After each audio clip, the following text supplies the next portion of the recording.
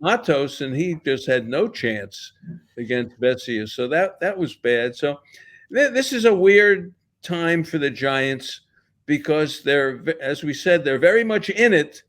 But then again, when you look at the games, the way they play, you don't feel real good about the baseball they're playing.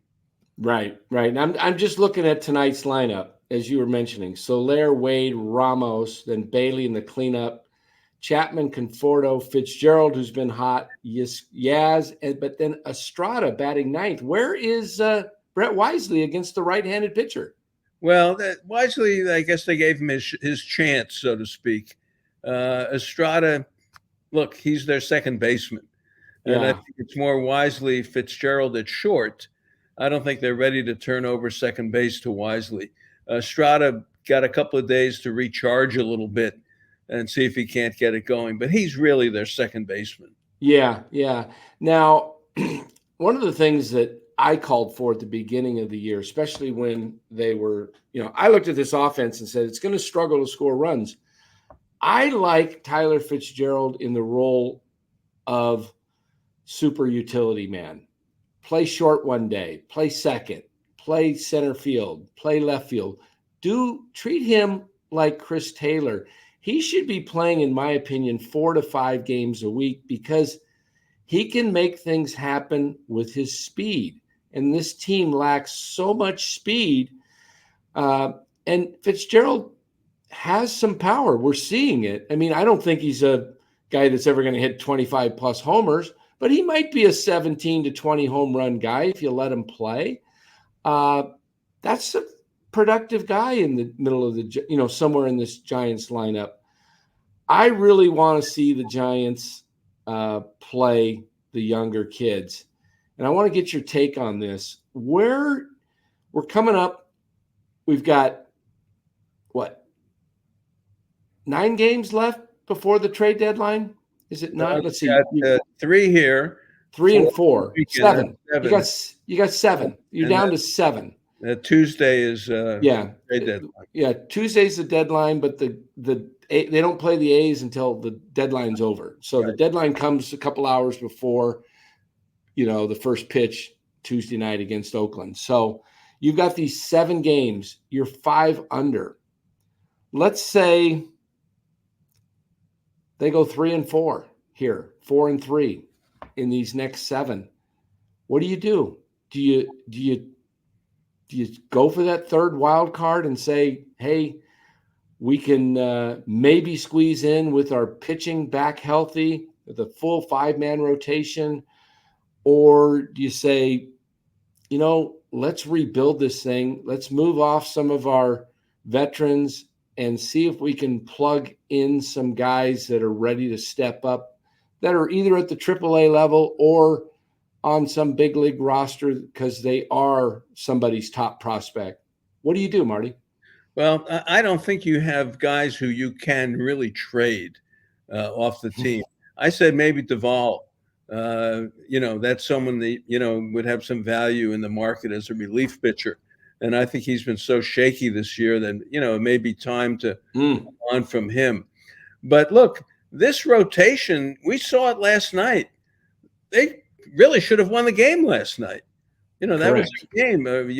Matos really is just over his head. And, he gets in left field and he messes Ramos up in center field. The ball dropped. Now Rodriguez is pitching in the 8th inning. I mean, this starting rotation really should be very good here over these next 61 games, whatever is left.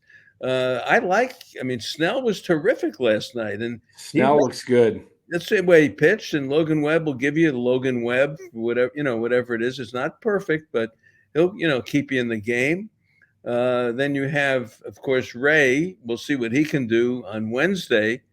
Then you got Birdsong, who really pitched really well, with 12 punch-outs on Sunday, and he's not intimidated at all, and he throws strikes, and he does good breaking ball, and he pitched well in Colorado, so you got him.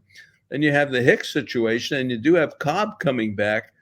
I think that starting rotation, if they had players on the field that were having seasons, Mm. Other than Chapman, who has his WAR is 2 or 3, whatever it is.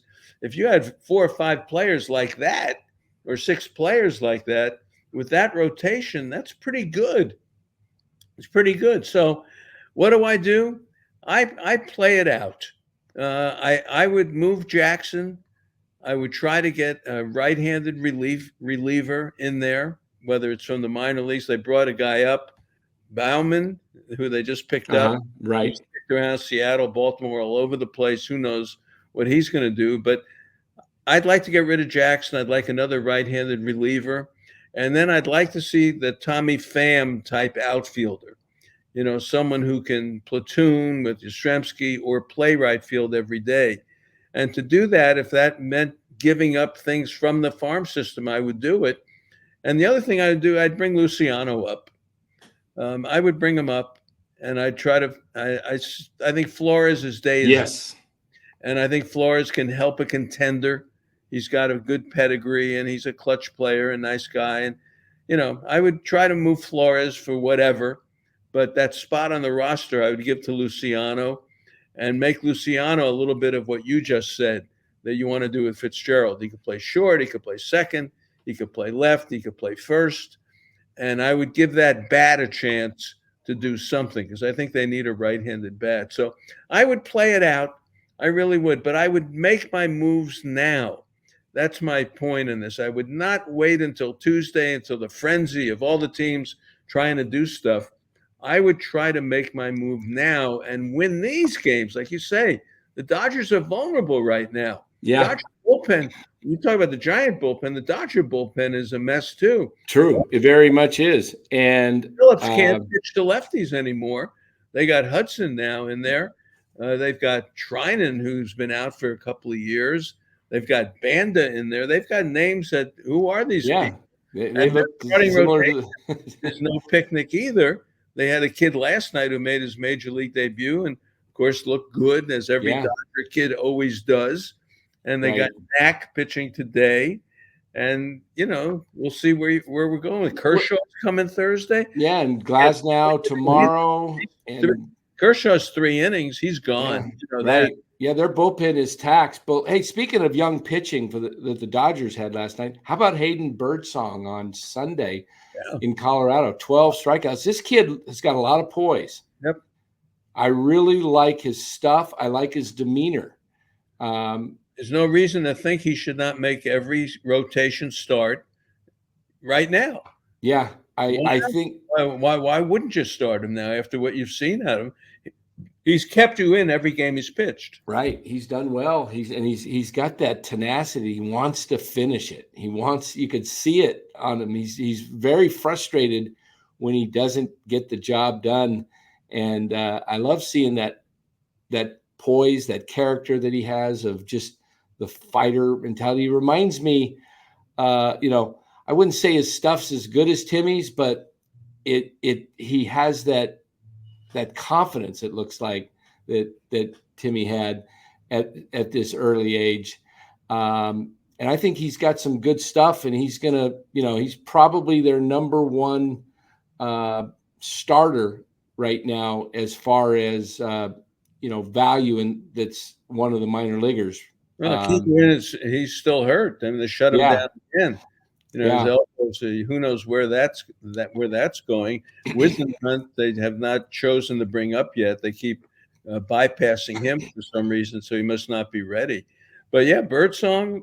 Heck, Wotus told us when I asked Woe when he first saw him, when he came up from Richmond to Sacramento, I said, "Whoa, what do you think?" He said, "That's major league arm." Yeah, so major league arm. He said it to me when he was at Sacramento, and the kid has grown up. And I had him on the show 2 weekends ago. Nice kid. Yeah, nice kid. Very nice. He looks like a great kid. Yeah.